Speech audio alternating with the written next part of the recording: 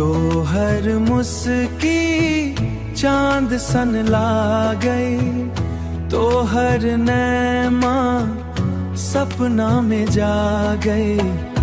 दिल हमर तो हर नाम पुकारे, हर सांझ तो हर बाट निहारे, हर सांझ बाट निहारे।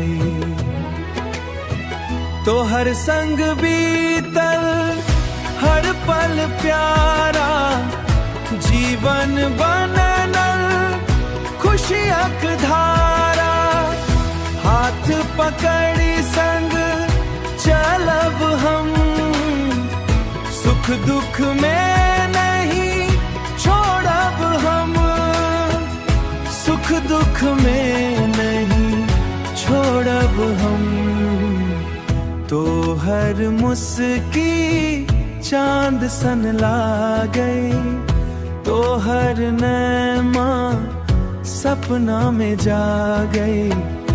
दिल हमर तो हर नाम पुकारे, हर सांझ तो हर बाट निहारे, हर सांझ बाट निहारे।